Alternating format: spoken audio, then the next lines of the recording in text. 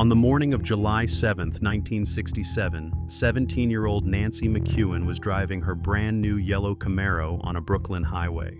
She was heading to work at her father's office, cruising with the window down, enjoying the warm ocean breeze. It was just another beautiful summer morning. Suddenly, her car swerved off the road, narrowly missed traffic, and slammed into a tree. The police lieutenant, who had been driving just a few cars behind, saw the whole thing unfold. He quickly pulled over and rushed to the wrecked Camaro. Inside, Nancy was slumped over the wheel. She was alive, moaning faintly, but completely unresponsive.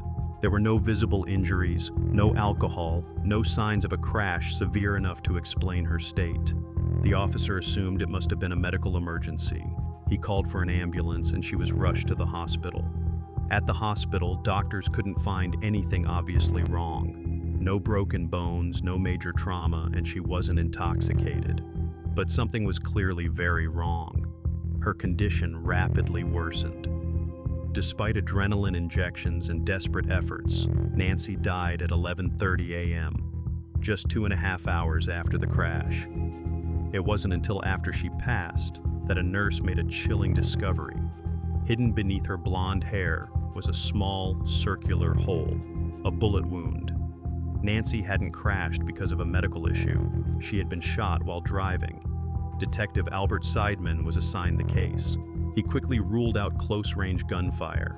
Nancy had been alone in the car, and the police lieutenant had been right behind her the entire time. He didn't see or hear anything unusual. There were no bullet holes in the car, no shattered windows, no shell casings. It didn't add up. Over the next 5 days, Seidman and his team canvassed the area, interviewed hundreds of people, and even issued public pleas for information. But nothing led anywhere. Then Seidman decided to revisit a gas station just 2 blocks from the crash site. It was owned by a man named Theodore DeLisi, a friend of Nancy's family. At first, Theodore had no helpful information, but then, as he thought back more carefully, something clicked. That morning, at the exact time of Nancy's crash, Theodore had been out on his boat. He wasn't fishing. He was shooting at a can floating on the water. He missed. The bullet ricocheted. He never thought more about it until the police showed up days later asking about Nancy's death.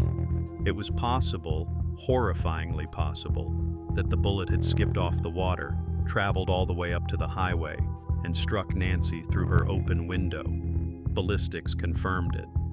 Nancy's death was the result of a 1 in a million ricochet.